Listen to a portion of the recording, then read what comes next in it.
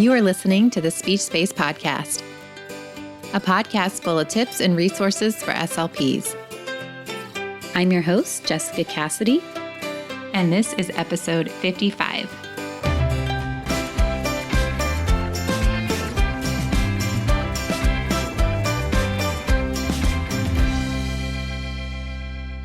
Hey guys, today we're going to be talking about the art of saying no, which I'm really excited about because if you listened to the last show, episode 54, I talked about 5 things that you should stop doing this year. And one of the things that we talked about was implementing self-care and setting boundaries. So I'm really excited to have a full-time teacher and life coach, Kelsey Graffis, join me today to explore this topic a little bit more. But before I dive in, I did want to remind you that this podcast is brought to you by the Digital SLP Membership Site, which is a site that features time-saving, no-print resources for SLPs. The membership just opened back up this month, but it is closing in one short week. So if you want to learn more or if you want to sign up, head on over to thedigitalslp.com and you can read all about it there. All right, so let's go ahead and talk a little bit about Kelsey before I bring her on the show. She is a full-time teacher and life coach, like I mentioned. Not only does she enrich the minds of her students inside the classroom, but she also guides women who have found themselves lost in their career. That was something else. If you missed last episode, we talked about being in a setting that might not be a good fit. So I really like Kelsey's mission here. She provides women with the tools to ignite their bliss and feel passionate outside of their careers once again. Kelsey can be found on Facebook and Instagram at Adventuring Kelsey or on her website, adventuringkelsey.com. So without further ado, let's go ahead and bring Kelsey on the show. Hey, Kelsey, thank you so much for coming on the show today. Yeah, thanks for having me. I'm excited to be here. You know, when I reached out to you and I saw that you were a life coach, I was so excited, but I was even more excited whenever I saw that you were a full-time teacher. Yeah, I've kind of taken on both hats within the last year now, and it's exciting. It's fun to integrate the two together because they do kind of coincide. So Yeah, that's amazing. So how did you get interested in being a life coach and what does that look like? Even, how do you become a life coach? And just tell us all about it. So I actually have become a life coach because of teaching. My first year was a really difficult year for me, and I lost myself in the job, which a lot of teachers do. And it took a lot of work to kind of get back to who I was before I had quote unquote lost myself that year. And so just through that, I really realized that I do have a good grasp on how to handle situations like that because I guided myself through a good chunk of that recovery part. And I actually had hopped on and did another life coach's course a little over a year ago now. That was online and just self-guided. And she offered a free call. And I was like, sure, I'll hop on with you. Why not? I have nothing to lose. And through our conversation, she was like, why aren't you doing this? She's like, you have everything inside of you to do this. And so I was like, you know what? You do, or I do. And that was just kind of the starting point for me. And I just went from there. I looked into what it takes to kind of run a business, to start this process and all of that. And here we are. So, wow, that is so exciting and inspiring too, because I think a lot of times when we have a full-time job, we kind of feel like we're locked in, there's nothing else that we can do. And that's kind of our main focus. So it's really, I'm sure, inspiring for other listeners to hear that that's a possibility. Yeah. And I think too, this is funny because I was just reading about this in a book that I was reading this morning, but we think that we have to do the same thing forever. And that we're here for one thing only, but we can actually take on so many different roles and so many different hats. We're not meant to fit into one box forever.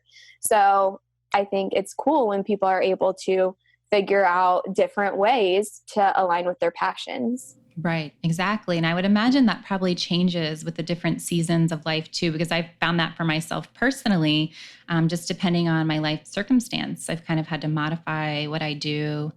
And I'm sure that's probably the same for others as well. Do you agree with that?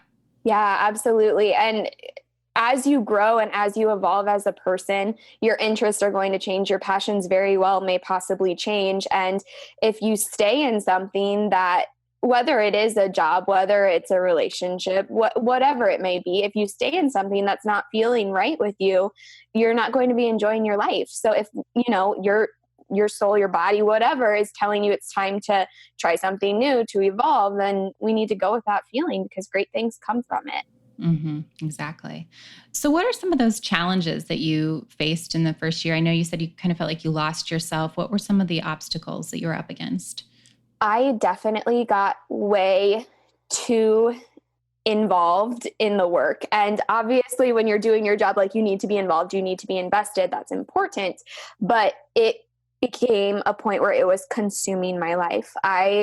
So our day starts at 8 a.m. is when we need to be there. And I would be leaving for work at 7 a.m. And I live in Nebraska, so it's a quick little drive, be there by 7:15. But then I would also be staying there until 5 p.m. at night. And then I would bring work home with me and sit on the couch until I went to bed and I did work. And it just got to this cycle of, like, I didn't really have a life anymore that was making me happy. And, like, yes, I was in this career that I knew I was meant to be in and I felt passionate about, and I loved helping kids and teaching kids, but it consumed me to the point where I wasn't Kelsey anymore. Mm-hmm. And especially in the education field, you need to be putting yourself first. Otherwise, you are not showing up for those kiddos or whomever you are educating in the way that you should. And so I had to take that step back and get back in touch with who I was so that I could better serve my students. Mm-hmm. Exactly. So I was looking at your Instagram account and I saw that you did a little IGTV clip about saying no. So I would imagine that in this transition after this first year, you probably had to implement that a little bit. So could we talk about the art of saying no and why it's so important? Absolutely. No is one of my favorite words, as is yes, but no is one of my favorites, because when we're able to say no, we're really able to show up for ourselves in a better way, and we're actually going to be more respected. So if you're asked to take something on that does not feel right or that you do not have the time for, and you say yes, you're not going to give it your all. You're not going to put your best effort into it. And so whatever the result is going to be isn't going to be as strong as what someone who had asked you to do it is expecting it to be. And so if you're able to tell them, like, no, that doesn't feel right for me. No, I can't, I don't have the time for that. Then they're able to go to someone else who it's a hardcore, yes, I am able to do that. Yes, I have the time for it. And so that result is going to be stronger than the one you would have given. So it's helping out everybody involved. You're not feeling gross from doing this thing that you don't want to do. And obviously, there are times where we kind of can't say no. But when you do have the option, if something does not feel right, it is so important to stay true to you and to just say no and stand up for yourself. Mm-hmm. Yeah, I like the way of thinking of it, kind of as almost like a disservice to the other person. Like, so it's almost like if you can convince yourself, like you said, the other person who wants to do it, they could really show up. But if you're not able to even put your all into it, you're kind of doing a disservice by saying yes to something that doesn't feel true to yourself. Absolutely. And it's not just a disservice to that person, it's a disservice to anybody else who's going to be involved too. And when you say no for yourself, it's opening up more opportunities for you to say yes for things that do feel good to you, which is another huge benefit of just being like, nope, I can't do that, because then someone comes to you with something that you would much rather do, or you're much more suited for. It's something that's a stronger skill that you have, and you can say yes to that and show up in a higher light for the thing you said yes to, because you're not holding on to that energy from that task that doesn't feel right to you. Absolutely. Absolutely. So why do you think that it's so difficult? And I'm thinking of women in particular. Why do you think it's so difficult for us to say no? People pleasing. And I would call myself a recovering people pleaser. That was something too, I think, that in my first year, something that really drug me down is I just wanted to make everyone else happy. And I think we as women, like, we feel like that's what it's in our soul to do that. We want people to be happy. We want to serve our relationships and our families and all of that stuff. And so when someone comes to ask us like, hey, will you do this for me? You're like, of course, because I love you.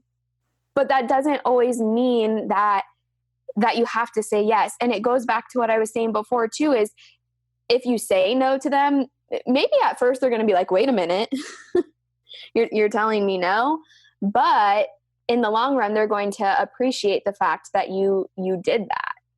So do you have any tips for people who are, they're wanting to say no, they're definite yes people pleasers? Do you have any tips for them? Yeah. So I kind of like to look at it as there's a point A, B, and C. So point A right now is where we're at, where we want to say yes to everything. And point C is where we're ready. Like, we say no when it feels right to say no. And then there's B in the middle, because I strongly suggest taking it in small steps. So point B is where you are slowly kind of starting to make an effort to say no more often. So it may start small. Maybe someone from work has asked you to, go grab dinner with them after work or something. And even though you have no plans, it just doesn't feel right. You start with that and you say no. And then it can start getting bigger, as in someone at work has asked you to take on a task that you're not willing to take on. Then you can say no. And it's very uncomfortable to say no until you get into a practice of it. And to be honest, there are times too now where I'm asked things and I feel this, like, my gut is saying, say no. And I do, and it doesn't feel right. That's going to happen. But if you start and you take it in small strides, you can build up the courage and the confidence to be able to say no more often. Mm-hmm. Yeah, I like that idea of kind of starting slow, because I would imagine for some people it could be kind of scary if that's your identity of being a people pleaser. And then I would also imagine that on the other end of the spectrum, I could see people just kind of going crazy with it and just being like, no, no, no, no, no. Just, you know what I mean? Yeah. Like they kind of test it out and maybe go a little too far with it. Yeah. And I think too, oftentimes it's like that trust factor. Like when you mentioned, the people who are always like, yes, yes, yes, yes, yes. People are going to trust that when they ask you, you're going to say yes. So it can get to a point where people are taking advantage of that from you because they know that you're going to say yes. They know that you're going to do it. So they're not even going to think about asking somebody else. They're just going to come straight to you. Whereas you may not be the best fit for whatever it is they're asking you to do. Yeah, that's a really good point. So when we are saying no, do we need to explain why we're saying no? Do we need to give an explanation? No. Okay. No, I can go more into that. But no, you don't, because people need to respect you for you, and they need to respect that if it's a no, it's a no. You don't have to go into, well, no, because I already have plans. You don't have to come up with a lie for why. Like, you don't want to do it. You can't do it maybe. So you can just say no, and they don't need an explanation for your reasoning. Yeah, I would imagine that might be even harder for me, I think, than just saying no, because I do feel so much like, well, I want to explain why, because I don't want you to think that I'm just letting you down or not willing to help or, Another thing that goes with that makes it even harder though too, is you don't need to apologize for saying no. So that's another thing too, like that people often do. They'll say, no, I'm sorry, I can't because I have X, Y, and Z. No, I'm sorry. You're not giving an explanation, but you're still apologizing. And if it's a no for you because you're showing up for yourself, you don't need to apologize for that. Right. I was actually thinking of that in my head as I was thinking. I was like, well, if we're not giving reasons, we probably shouldn't be apologizing either. So that makes total and complete sense. So is there a format for those of us that are so unfamiliar with saying no, not giving a reason? I mean, I'm sure there's not an actual formula, but what does it look like? What are some examples of a good, solid, assertive no?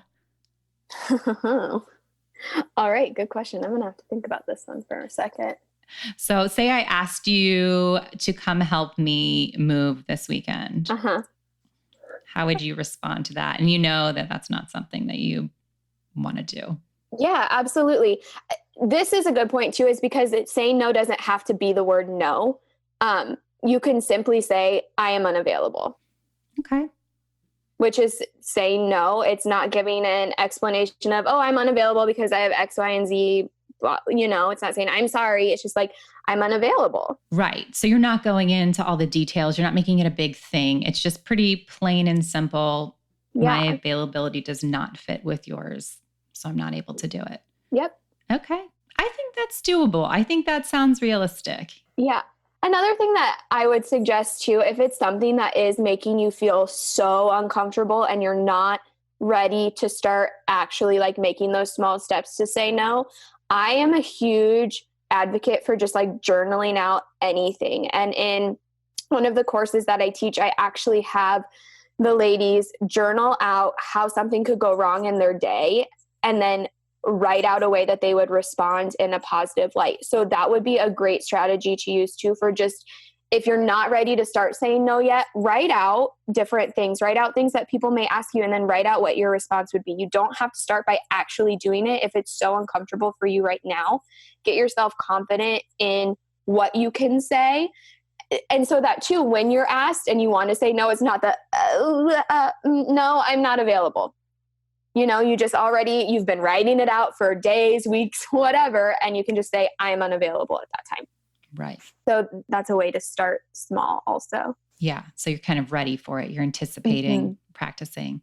Okay. How can we expect to feel the first few times that we say no? Icky. Yeah. And honestly, there are still times too for me when I say no and it feels gross, and I still have to battle with like not wanting to explain my reasoning, because it is, and we genuinely don't want to upset other people when we tell them no. And so it doesn't feel good. And there's going to be that question of like, well, oh gosh, I told them no. What are they going to think of me now? There's all of that goes into it. But I have said no to so many people in my life who are still in my life and in a great way. And so you have to know, that's another thing to navigate too, is you have to know like the right people to say no to. Just especially at the beginning, because you don't want it to feel so gross that you get to this point where you're like, I'm never saying no again. So yeah, I feel like I went on a whole other rant on that, but that's okay. It's perfect. It's all great information. It's all great information. So can you touch on that a little bit about the certain type of people? Because I kind of was thinking about that. Like, so if I, I told you we're moving, we have to have everything packed up Friday. This is a true story. But, I guess it would be different if I asked someone who was maybe an acquaintance versus my very best friend. I think the way that we formulate our responses definitely should probably change a bit based on who we're saying no to. Is that right? Yeah, absolutely. And of course, there's going to be people that you really can't necessarily say no to. Obviously, I can't say, no, I'm not going to give these tests to my students.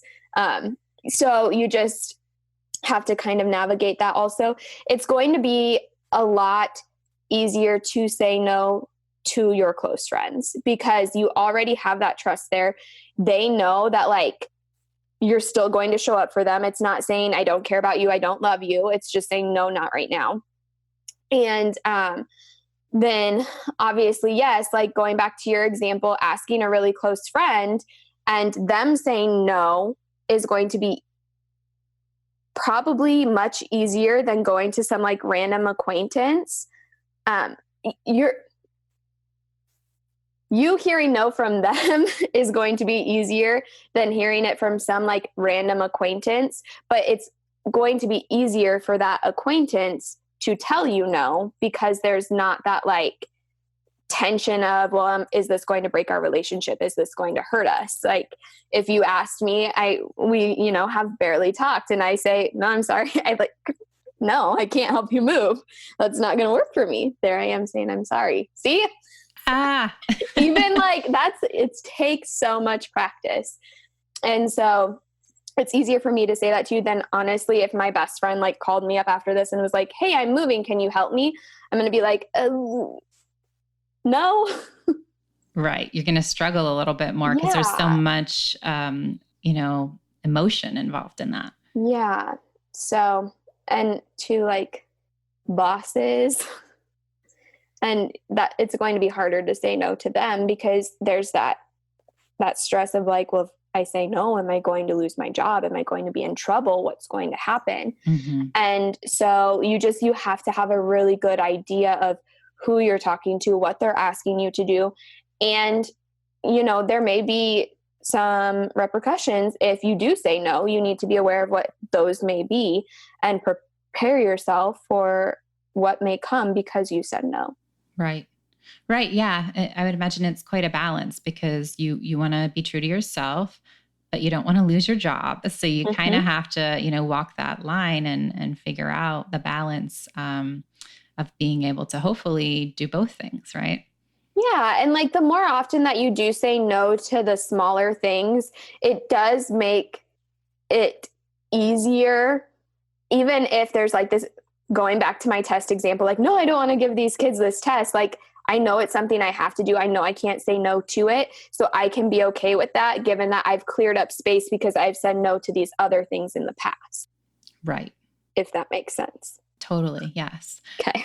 So is there anything else that I didn't ask or that you wanted to share more about saying no with our listeners? I think we covered a lot of really great. Yeah, I think it's just important to remember that it's never going to be easy. Even in a fake dialogue with you, here I am like catching myself being like, oh my gosh, I just said I'm sorry. Right. So it's never going to be easy, but it is going to make a huge difference in your life and how you're able to show up for yourself and others. Mm-hmm. Yes, definitely. Definitely. I think this is something that's just so important for teachers, speech pathologists, women everywhere, for us to really try to implement this. And like you suggested, to start small each day. Before we wrap up, can you share a little bit about your coaching business and how people can find you? Yeah. So I am on most social media platforms. I'm on Instagram, Facebook at Adventuring Kelsey. My website is also adventuringkelsey.com, and on there is where I kind of house all my good coaching stuff. So I have some freebies on there. Whenever I run courses or challenges, they're posted on there. One-on-one application is on there as well. And I just lights me up and it makes me so happy to talk about and share about. So come check me out. I love connecting. So if you listen to this episode and you're like, oh my gosh, I just want to talk with you, I am checking my DMs all the time and I love just connecting and talking with people. So. Okay, awesome. Well, I will make sure to leave all those links in the show notes. So if people are driving right now or not able to take note of those links, then they will be in the show notes so everyone can find you. Awesome. Okay. All right, Kelsey, thank you so much for coming on the show today. I really appreciate it. It was great talking with you. Yeah, thanks again for having me. It was fun. Wow, that was so much great information. I hope that you all found Kelsey's advice to be as helpful as I did. Please don't forget that the links that she mentioned are in the show notes, so you can easily access them. To access those, you want to head on over to bit.ly/the art of no. So that's bit.ly/the art of no. If you would like to learn how you can cut back on your prep time this year, like I mentioned, the Digital SLP membership closes in one short week. So you want to head on over to thedigitalslp.com to learn more about that. So thank you so much for tuning in today, and I will chat with you next time.